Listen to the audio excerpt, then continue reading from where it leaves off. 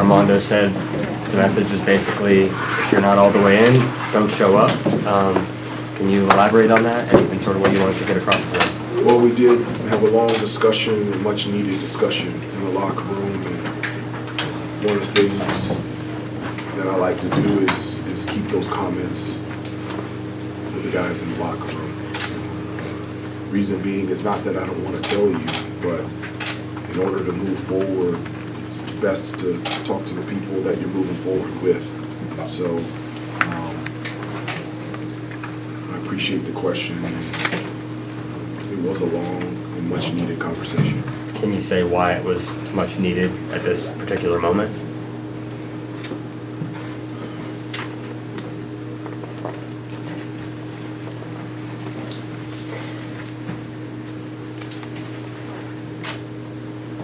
Because we're better than that.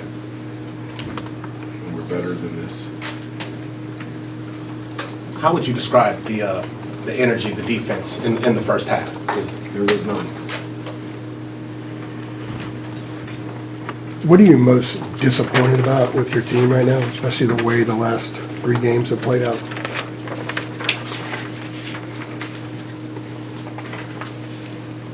I don't lump like all 3 games. And so I'm just specifically, directly talking in regards to this game. And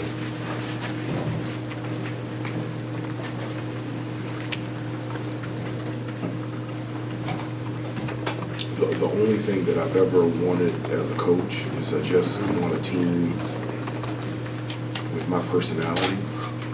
And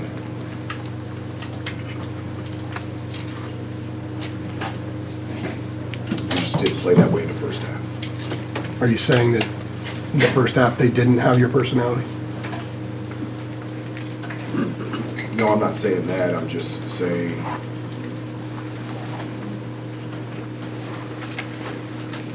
we played nothing like we practiced the last couple of days, and we played nothing like I thought we were going to play and respond today in the first half. And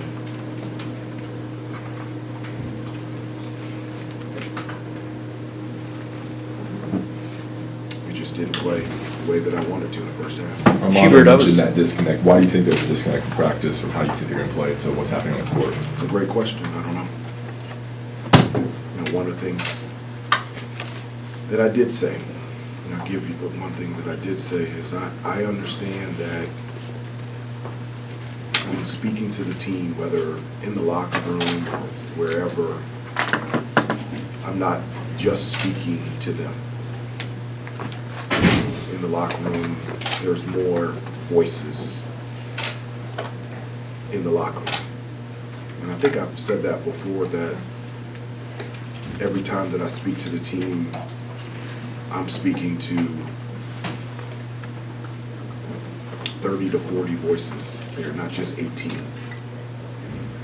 The voices of families, the voices of friends, the voices of phones, the voices of agents, the voices of workout guys. And that's why that I tell them to turn down the noise from the phone, the family, and the friends, and that's why I give them Bible verses like Proverbs 4:25 and tell them to ignore all sideshow distractions and keep your eyes straight ahead, because the people and the teams that are able to do that best are the ones that have a better chance of being successful. So are you saying there are some distractions with the team? I'm not saying that. I just told you what I was talking to the team about. Hubert, if I'm hearing you right, are you? I'm not blaming it on this, but are you asking for more leadership from your players? Maybe your veteran guys, your older guys. Is that in effect what you're trying to maybe pull out of them? You know, I mean, in terms of what I pull out of them, and again, this goes filtered through my personality. I just, at the end of the day, and another thing that I told them is like I never looked at stats. You know, everything at the end of the day was just to be the best that you can be, and at the end of the day, be happy with the results. And so what I want is for every kid on this team and for this team to reach its full potential. That's what I want. And that's the only thing that I want. And at the end of the day, wherever that lies, but we can check the box of us reaching our full potential. Hubert, do you feel like you need to find a way to make basketball fun for these guys? Again, to me, it looks a little bit like a chore or a job for them, but I don't see a lot of joy out there. A number of people have asked me that. It's interesting, today in shoot-around, and it's something that we do at shoot-around every game, is we shoot a half-court shot. And today, 7 of the guys made the half-court shot, but it's not dependent on if anyone hits a half-court shot or not. It's just a fun way to end shoot-around, to understand there's obviously a level of seriousness to this, but it's just basketball. It's just to have fun and enjoy. And I always talk to them about there's a difference between happiness and joyfulness, and that you should play with joyfulness.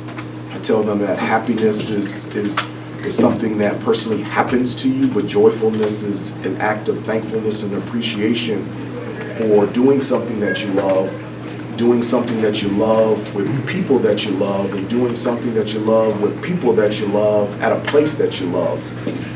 That's what drives you to be the best that you can be. And so today they were jumping around all over the place. And I told them, I said, if somebody asked me when's the happiest time most joyful time that I feel like you guys have, I would say when we shoot the half-court shot at shoot-around. And I told them, and I said, with this half-court shot, there's no noise. You get to shoot the half-court shot anytime, any way that you want to, when you want to. Nobody is chiming in on how to shoot that half-court shot, when to shoot that half-court shot, if you make or miss it. It's just, you're free. And I actually talked to them before the game and told them that's the way that I want them to play. I want them to play with that joy and that happiness and that thankfulness for being in this position. And so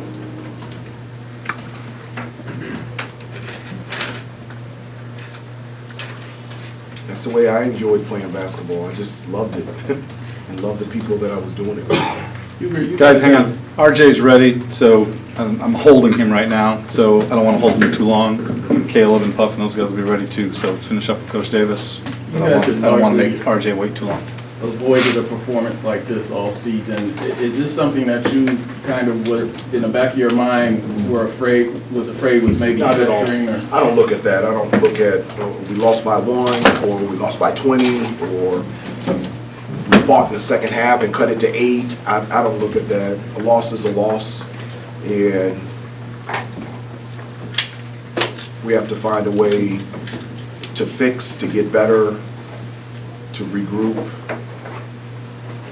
to get stronger, to continue for the rest of the season. But I don't look at it in terms of the deficit, and I don't look at it as encouragement that you lost a 1-possession game, and I don't look at it as discouraged if you lose it by double figures. Take one more.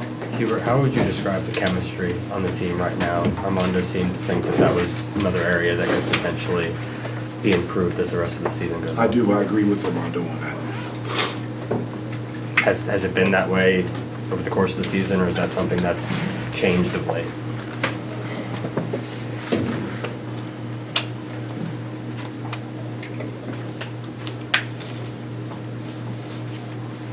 I don't know. All right, thanks everybody.